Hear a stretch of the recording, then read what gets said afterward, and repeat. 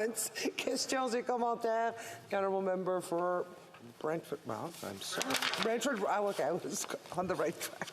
Through you, Madam Speaker, to my honourable colleague, you mentioned, you referenced C-5 and how it impacts the trafficking of very serious drugs, fentanyl, carfentanil, cocaine, crystal meth.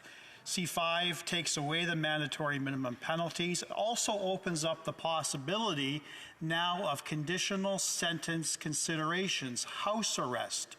Knowing what we know about drug traffickers plying their deadly trade in the comfort of their own home, how do you feel the government's narrative with respect to community safety is now being compromised? The honourable member, just a reminder that I don't have feelings in this debate. The honourable member for Miramichi Grand Lake. Thank you, Madam Speaker, and I thank my honourable colleague for the question. I mean, well, that's really the crust of it. I mean, really, Madam Speaker, the people that make this poison are not always the ones that go out and distribute it. So if we're letting the people that make it sit home on house arrest, guess what they're going to do?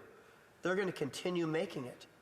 And then they're going to continue finding new people to sell it, and then more and more Canadians are going to become addicted to things like fentanyl and crystal meth. So I think there's an ideological difference in what our side of the floor is saying, but Madam Speaker, what are we doing in this? Like, why in this country would we be protecting criminals and the production of things like crystal meth? We have to put them in jail. That's where they belong. Questions and comments. Questions et commentaires. The honourable member for Saanich Gulf Islands. Sorry, Madam Speaker. After all this time, you'd think we wouldn't have so much trouble unmuting, but there we are. To my honourable colleague, at points in his speech, and he may just have misspoken, he seemed to suggest that the C-5 would mean there were no punishments for these horrific crimes.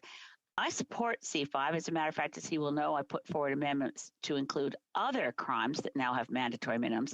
The key point here, and it's being taken up by governments around the world, is that mandatory minimums are not a deterrent to violent crime.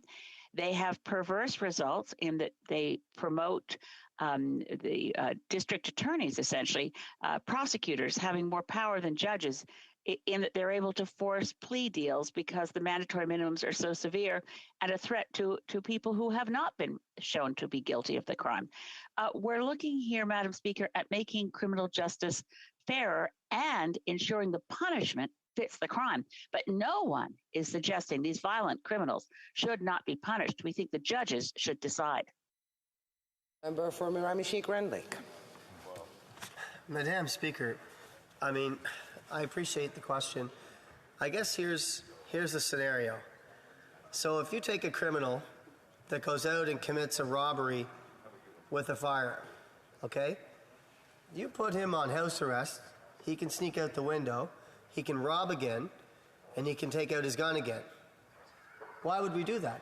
We put them in jail, he can't have access to his gun, and he can't get outside and rob somebody new. What we're saying here is very simple. We can't have these types of criminals out there and given them options and new opportunities to commit the same crimes that they continue to commit.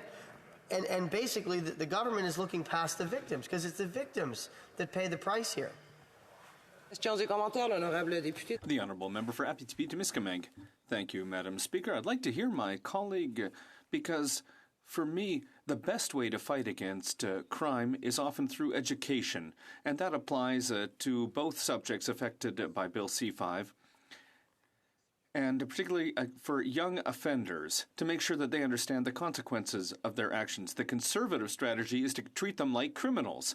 And when you look at statistics in Western Canada compared to Quebec, it's clear that Quebec's approach, which is an approach based on reintroducing young offenders into society, works better. So why would we not work towards educating young people about the consequences of their crimes instead of treating them as criminals?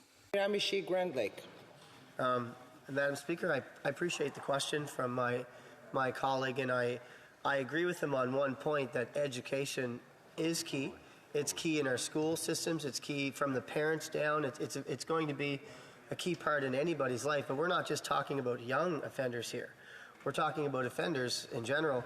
And I think we have to make sure that people know that there's a price to pay if they're going to take their gun out and rob somebody or make crystal meth for our society. We have to have very strict punishments for these offenses. Thank you. Resuming debate, the